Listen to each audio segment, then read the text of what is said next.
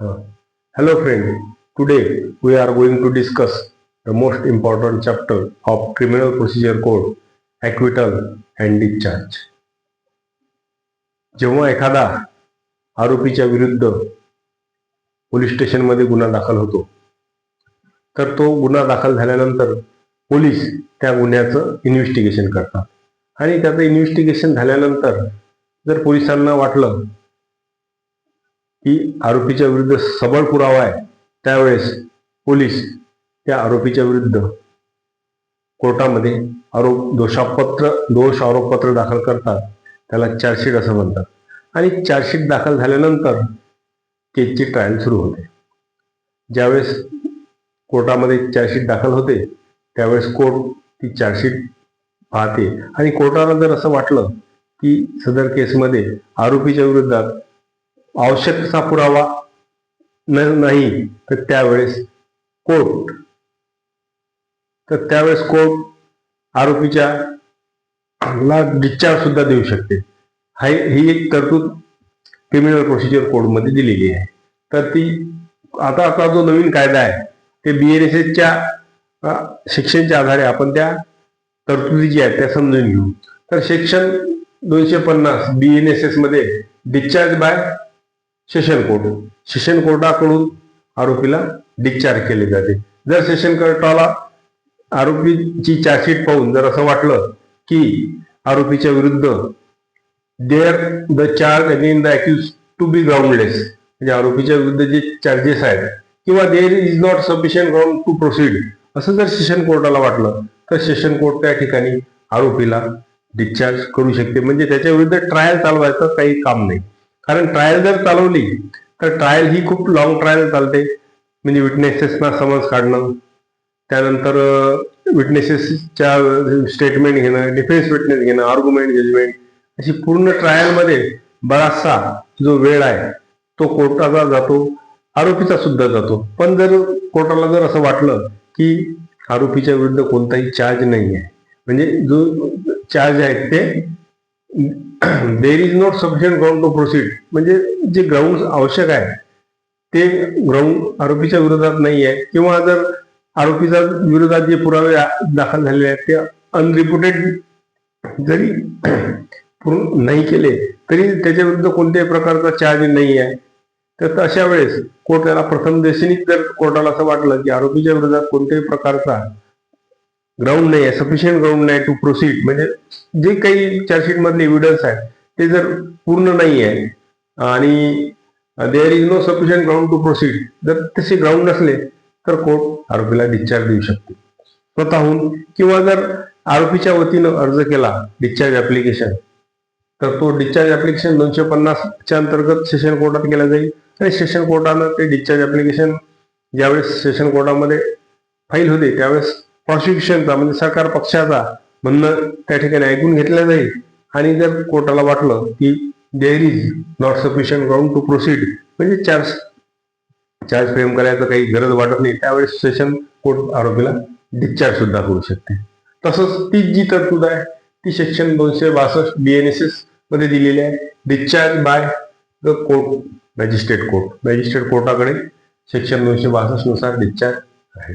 जर मॅजिस्ट्रेट कोर्टाला वाटलं तर चार्ज अगेन्स्ट ऐकून टू बी ग्राउंडलेस, म्हणजे आरोपीच्या विरुद्ध जी चार्जशीट मध्ये चार्ज दिलेले आहे ते ग्राउंडलेस आहेत आणि प्रथमदर्शनी जसं वाटतंय की आरोपीने हा गुन्हा केलेला नाही, मग विनाकारण कोर्टाचा वेळ त्यामध्ये वाया जाईल, आरोपीचा वेळ वाया जाईल, विनाकारण आरोपीची हॅरासमेंट होईल. अशा वेळेस आरोपीला मॅजिस्ट्रेट कोर्ट सुद्धा डिस्चार्ज केले जाते. आता आपण ह्या पाहिल्या एक सेशन कोर्टामार्फत डिस्चार्ज आणि ट्रायल कोर्टामार्फत म्हणजे मॅजिस्ट्रेट कोर्टामार्फत डिस्चार्ज.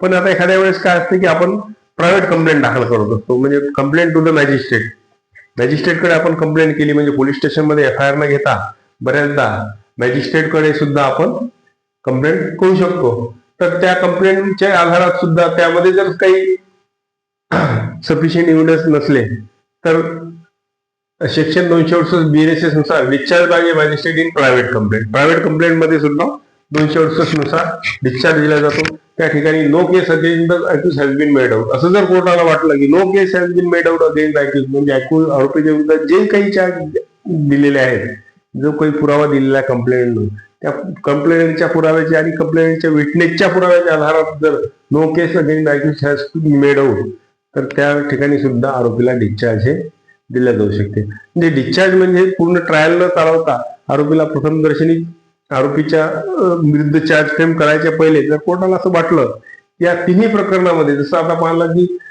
सेक्शन 250 नुसार discharge by the session court, section 262 नुसार डिस्चार्ज बाय मॅजिस्ट्रेट आणि 238 नुसार discharge by magistrate but in private complaint, not in A police case but this is a private complaint. तर अशा वेळेस कोर्टाला जर वाटलं तर त्या कोर्टाला प्रथमदर्शनी त्याला डिस्चार्ज केला जाईल. आता डिस्चार्ज आणि ऍक्विटल मधला फरक काय, तर ज्यावेळेस पूर्ण केस झाली, म्हणजे या ठिकाणी 250 मध्ये आरोपी हा डिस्चार्ज झाला नाही किंवा 262 मध्ये मॅजिस्ट्रेट कोर्टाच्या पुढे जर आरोपी हा डिस्चार्ज झाला नाही, त्याच्या विरुद्ध चार्ज फ्रेम झाला की आरोपीच्या विरुद्ध सफिशियंट ग्राउंड आहे किंवा आरोपीच्या विरुद्ध सफिशियंट पुरावा आहे, त्या प्रथमदर्शनी कोर्टाला वाटलं की नाही आरोपीने कोणता तरी गुन्हा केलेला आहे, अशा वेळेस त्या ठिकाणी कोर्ट आरोपीच्या विरुद्ध पूर्ण केस चालवेल आणि त्या केस चालवल्यानंतर एक तर आरोपीच्या विरोधात जर कोणता म्हणजे magistrate find and accused not guilty, जर कोर्टाला असं वाटलं की आरोपी हा काही याच्या विरुद्ध गुल्ट प्रूव्ह झालेली नाही, तर त्याला ऍक्विटही करू शकते किंवा आरोपीला कन्व्हिक्शनही त्या ठिकाणी देऊ शकते. जर कोर्टाला वाटलं की तो कन्व्हिक्ट आहे तर तो कन्व्हिक्टही केला जाईल. पण कोर्टाला जर वाटलं की आरोपीची जी गुल्ट आहे, म्हणजे कारण प्रॉसिक्युशन वर ही जबाबदारी असते, prosecution has prove his case beyond reasonable doubt, आणि प्रॉसिक्युशन जर ती case beyond reasonable doubt prove केली नाही आणि accused not magistrate find that accused not guilty किंवा सेशन कोर्टाला वाटलं की आरोपी हा नॉट गुल्टी, तर त्यावेळेस त्या ठिकाणी ऍक्विटल केलं जाईल. म्हणजे ऍक्विटल म्हणजे हे कम्प्लीट प्रोसिजर असते. ऍक्विटल एकदा झालं. आता डिस्चार्ज आणि ऍप्लिकेशन मधला महत्वाचा जो फरक आहे, जर एखाद्या ठिकाणी मॅजिस्ट्रेट कोर्टाने किंवा सेशन कोर्टाने डिस्चार्ज केलं आणि जर नंतर एखादा पुरावा त्या विरुद्ध आधारा त्याच गुन्ह्यातला जर एखादा पुरावा नंतर कोर्टाच्या समोर आला, तर त्यावेळेस परत त्या आरोपीच्या विरुद्ध चार्ज फ्रेम करून त्याच्या विरुद्ध ट्रायल चालवल्या जाते.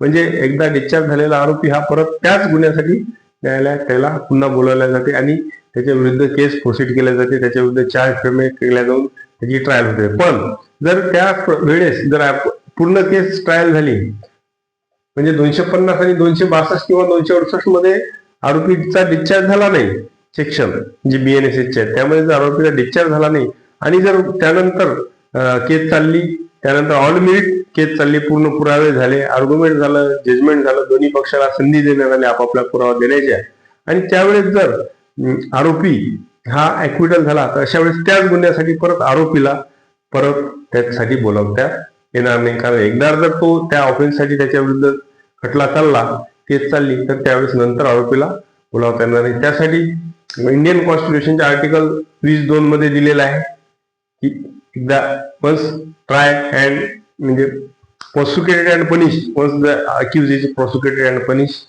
then again he is not prosecuted or tried for the same offense. तसंच सेक्शन जो BNSS 337 मध्ये आहे, तर तो एकदा जर एखाद्या आरोपीच्या विरुद्ध प्रकरण चाललं तर तो ऍक्विट हो की कन्व्हिक्ट हो, त्याच गुन्ह्यासाठी त्याला परत त्याच्या विरुद्ध ट्रायल केल्या जाणार नाही, त्या ऑफेन्ससाठी परत त्याला प्रॉसिक्युशन त्याच्या विरुद्ध केल्या जाणार नाही किंवा त्याच्या विरुद्ध कोणत्याही प्रकारचा खटला चालवता येईल, कारण तो ऍक्विट झालेला आहे. पण डिस्चार्ज मधले जर असलं तर डिस्चार्ज म्हणजे परत त्याला बोलावले जाते. जर नंतर एखादा सफिशियंट ग्राउंड त्याच्या विरोधात दिसून आलं त्या ऑफेन्समध्ये, तर त्या ऑफेन्स मधला साठी त्याला पुन्हा कोर्टात बोलावले जाते. हा डिस्चार्ज आणि ऍक्विटल मधला सर्वात महत्वाचा फरक आहे. ऍक्विटल म्हणजे एक परमनंट त्या ठिकाणी आरोपी रिलीज होतो आणि डिस्चार्ज म्हणजे हा प्रथमदर्शनी केस न झाल्यामुळे त्यांना डिस्चार्जचा त्याला फायदा दिला जातो. पण डिस्चार्ज मध्ये शक्यतो जर आरोपीच्या विरोधात पुरावा आढळला तर त्याला परत बोलावून त्याच्या विरुद्ध केस चालू शकते. सेशन कोर्टात असो की मॅजिस्ट्रेटच्या समोर असो किंवा प्रायव्हेट कंप्लेंट मध्ये असो की मॅजिस्ट्रेटच्या समोर चालते त्यामध्ये असो. अशा प्रकारे महत्वाचा जो फरक आहे तो डिस्चार्ज आणि ऍक्विटल मधला हा आहे की डिस्चार्ज मध्ये एकदा डिस्चार्ज झाला तर त्याला परत बोलावल्या जाऊ शकते, पण एकदा जर ऍक्विटल झाला तर त्याला article 220 once the accused is prosecuted and punish, समजा पनिश झाला तर फक्त पनिशमेंटच्या बाबतीत इथं प्रोटेक्शन दिलेलं आहे. ऍक्विटल झाला त्याच्यासाठी पनिशमेंट इथं तरतूद नाही दिली, पण 337 BNSS मध्ये ती तरतूद दिलेली आहे की तो एकदा जर त्याच्या विरुद्ध खटला चालला आणि तो प्रॉसिक्युटेड हो किंवा म्हणजे त्याचा ऍक्विटल हो किंवा कन्व्हिक्ट हो, तर त्या आरोपीला नंतर त्या गुन्ह्यासाठी त्याच्या विरुद्ध प्रॉसिक्युशन किंवा त्याच्या विरुद्ध ट्रायल चालवता येणार नाही. हा झाला सर्वात महत्वाचा फरक ऍक्विटल अँड डिस्चार्ज मधला. तर या संबंधी आणखी एक महत्वाचं सांगायचं म्हणजे की 60 दिवसाच्या आरोपी सुद्धा डिस्चार्जसाठी ऍप्लिकेशन करू शकतो सेशन कोर्टात. जर सेशन ट्रायल असलं आणि 262 नुसार आरोपी इथं सुद्धा मॅजिस्ट्रेट समोर 60 दिवसाच्या डिस्चार्जसाठी ऍप्लिकेशन करू शकतो. पण 60 दिवसाचा जो पिरियड आहे हा केव्हापासून सुरू होईल, तर त्यामध्ये महत्वाचं सांगायचं म्हणजे ज्यावेळेस कोर्टाकडे केस कमिट होईल, सेशन कोर्टाकडे ज्यावेळेस केस कमिट होईल तिथून सुरू होईल, आणि ज्यावेळेस इथं चार्जशीट दाखल होईल आणि कोर्ट ज्यावेळेस दिवशी त्याचा कॉग्निझन्स घेईल तिथून 60 दिवसाच्या डिस्चार्ज ऍप्लिकेशन हे BNSSच्या अंतर्गत आरोपीला दाखल करता येईल आणि ते कोर्टाला ते डिसाईड करण्याचा अधिकार या दोन्ही सेक्शनमध्ये दिलेला आहे. हा झाला ऍक्विटल आणि डिस्चार्ज मधला फरक. असंच पुन्हा भेटू एखाद्या नवीन व्हिडिओ सोबत. तोपर्यंत गुड डे आणि गुड बाय.